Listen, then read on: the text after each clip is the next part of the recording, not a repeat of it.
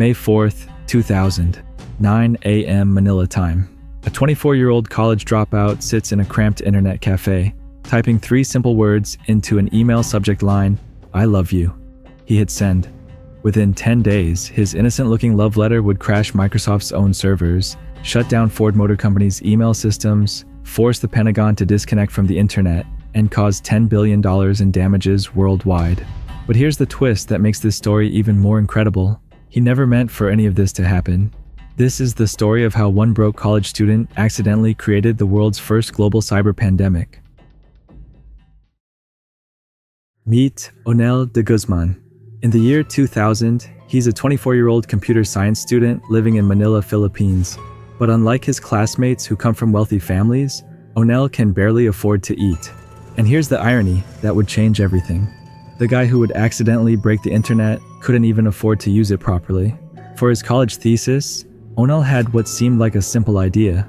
He wanted to write a program that could steal passwords, specifically internet passwords, so poor students like himself could get free internet access. His professors took one look at his proposal and rejected it immediately. Unethical and illegal, they called it. This crosses too many moral boundaries. Frustrated and feeling like the system had failed him, Onel made a decision that would echo around the world. He dropped out of college entirely, but dropping out didn't kill his curiosity about that rejected thesis idea. If anything, it made him more determined to prove his concept worked. So, in his small bedroom, using whatever computer time he could afford, Onel began writing code. The program he created was remarkably simple. Just 40 lines of Visual Basic script, a programming language so basic that even beginners could understand it. The code was designed to do exactly what his thesis had proposed, steal passwords and email itself to other computers. But Onel knew that nobody would willingly download a file called passwordstealer.x. So, he got creative with psychology. He disguised his program as something irresistibly human, a love letter. The subject line read simply, "I love you." The attachment was named loveletterforyou.txt.vbs. Email programs back then didn't show users the complete file name, so people only saw a text file on the screen. They thought they were opening a simple text file, not realizing they were actually running a dangerous computer program. On the morning of May 4th, 2000, Onel walked into his local internet cafe, logged into a free email account, and sent his creation to a handful of email addresses. His goal was modest, maybe steal a few passwords, get some free internet time, and prove his professors wrong.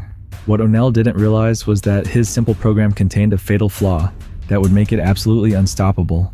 And in just a few hours, that flaw would turn his local experiment into a global catastrophe. 9 a.m. Manila.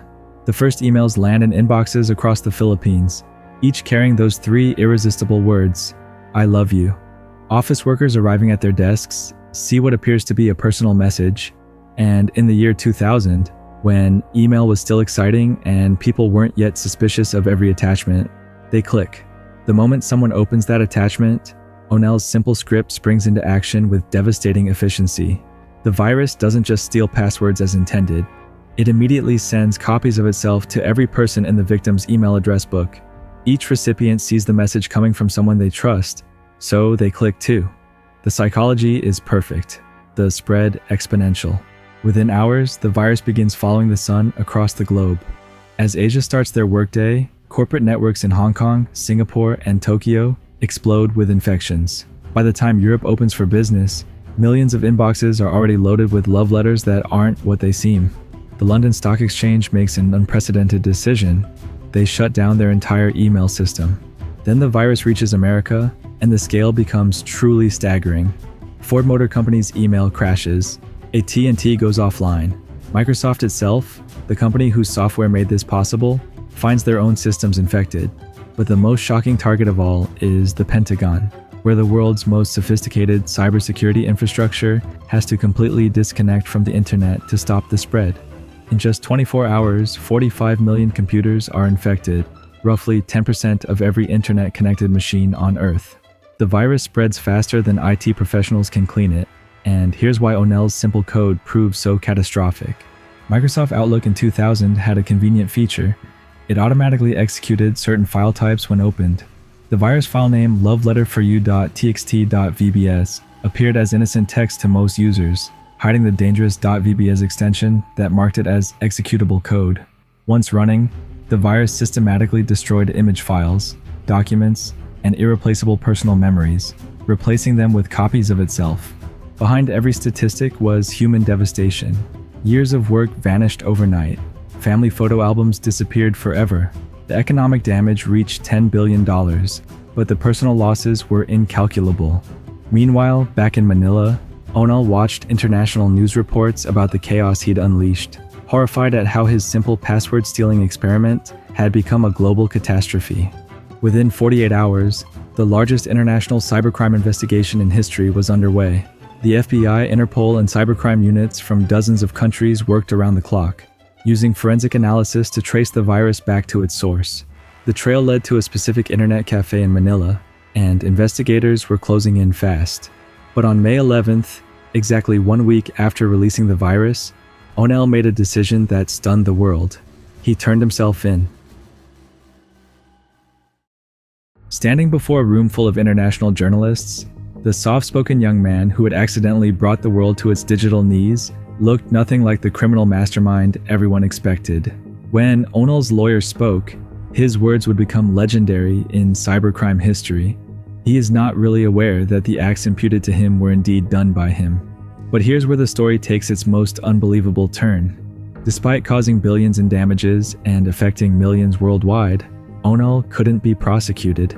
The Philippines had no cybercrime laws in 2000. Their legal system simply hadn't caught up with digital reality. So the man who created the world's most destructive virus walked free, not because he was innocent, but because the law didn't yet exist to handle his crime. The legal vacuum that saved Onel would never exist again.